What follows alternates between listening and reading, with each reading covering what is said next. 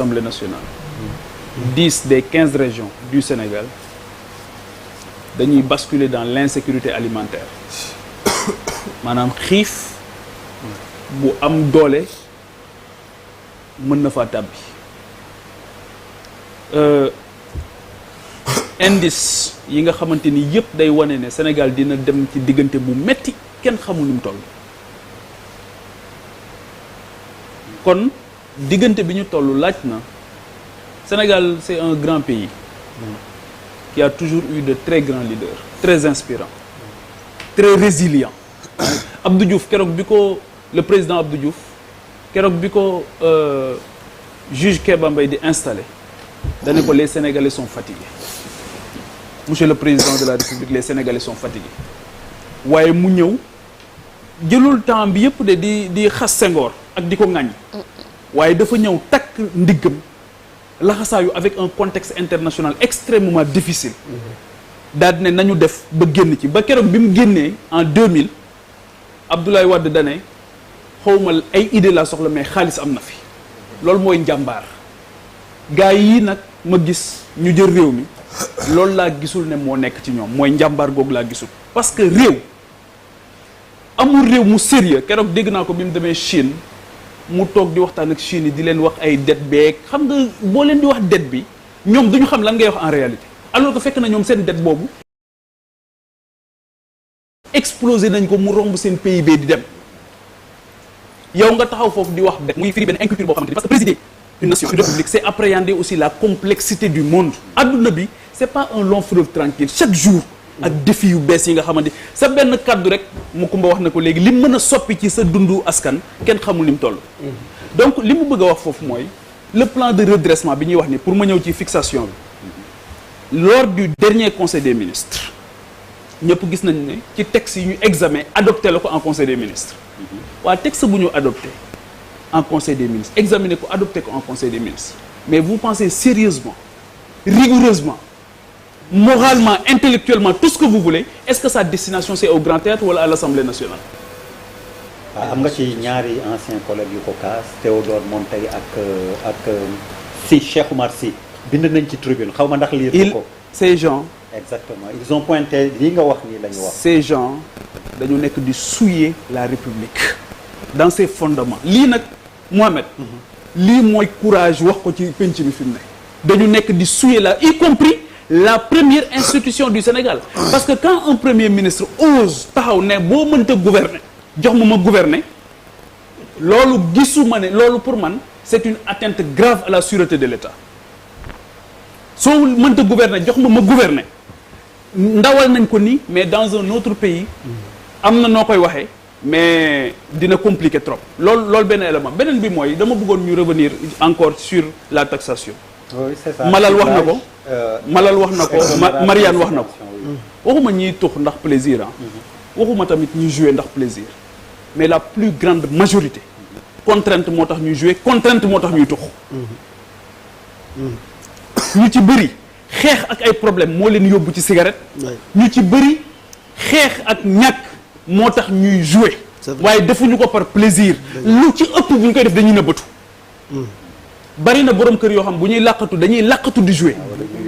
ñooñu fexe ba ñu am luñ sàmme seen ngor ak seen diine moom moo leen ëppal solo fuuf nga naan da ngay taxer lii nga xamante donc la racine du mal loolu mooy beneen bi mooy pour man li ñuy wax yëpp li ci am solo bokk na ci woyofal bi woyofal fexe courant moo tax li ma ne le gaz to power waa suñu ressources yi ñu doon wax ne avec les ressources on peut changer le pays ci ñaari weer Souleymane Astou ressources yi anañu beneen bi mooy dafa am lu ñu éluder dans ce plan là te man loolu je le dis parce que je suis concerné directement ou indirectement et secteur bu ma xam la tamit mooy le logement social tey jii la crise du BTP mais nga foog ne bu ñu ko bëggoon a régler bokk na ci li ko mën a dimbali mais tous les cadres peut-être que yéen bokk leen ci mais aujourd'hui beaucoup de jeunes li leen sonal mooy location boobu lan lañ ko mën a lijjanti lu dul logement social on avait un excellent instrument créé en 1959 au HLM la tuddoon SNHLM boobu li nga fi fekk yëpp muy Gibraltar muy HLM 1 ba 6 muy Liberté yi SICAP sa sœur jumelle moom ak SICAP ñoo def loolu yëpp waa ñii lan la ñu indi en termes de logements sociaux pour régler même 100 000 logements yi ñu doon wax arrêté nañ comme ni ñu arrêté aussi le programme du désenclavement comme ni ñu fexee ba diggante Sandiara ak Ndiaganiao 14 kilomètres 400 mënuñoo fexe ba tabax ko donc ils ont tout arrêté le Sénégal est un vaste chantier à l'arrêt totalement donc li ma bëgg a wax mooy le logement social dégguma ko tey gisuma ko te jàpp naa ne dara ëpp ko solo ci sénégalais yi am un loi décent am un logement décent à un coût boo xamante ni acceptable te loolu indiwuñ ko beneen bi nga xamante ni dafa am solo te ñëwul te dégguma ko boo xam dafa am ay niche d'emploi yu bari mais c'est le secteur du tourisme tey jii lan la ñu def pour vendre la destination du Sénégal soo nekkee bitim réew man démb laa ñibbi si soo xëyee di xool journal yi tu as l'impression que Sénégal yëpp ay sàcc lañ soo xëyee tijji journal yi tu as l'impression que Sénégal yëpp ay sàcc lañ alors que c'est archi faux ñoom ñi ñu nawloo wut ba tey jii di leen yóbbu ci kaso bi am na ci Malal wax na ko léegi ne Souleymane en réalité je comprends le fond de sa pensée bi mu naan les créateurs de richesse ñi nga xam ñoom lañ jël dugal leen ci kaso bi et aujourd'hui tous ces dossiers là mais ñan ñoo ko permettre dossier boo fi jël ñan ñoo ko permettre et bizarrement ceux qui ont permis entre guillemets li ñu leen di reprocher ñoom ñëpp ñoo ngi ci biti mais plus encore tey jii man j'ai eu la chance de connaître certains dossiers on ne m'a pas opposé un secret de dossier ci yenn dossiers yi mais tey jii ñu ci bëri dañ ne trouble à l'ordre public moo tax duñu leen génne ah mais le dossier xam nañ ne yu ci bëri c'est du toc Farba Ngom ñëpp xam nañ ne dafa feebar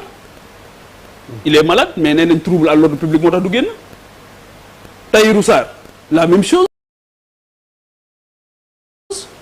ak ñeneen la même chose ka Badara Gadiaga dinañ ci ñëwaat léegi xam naa ci lu bëri dinaa ci wax lu bëri suñu ko permettre donc dama bëgg a wax ne aujourd'hui il y a pas un plan de redressement qui tient dans ce pays en occultant les secteurs stratégiques te secteurs yooyu yëpp Sénégal 70% ont moins de 35 ans mais lan nga fi mën a def te doo ba génn ci ndaw ñi ñëwoon Grand Théâtre tey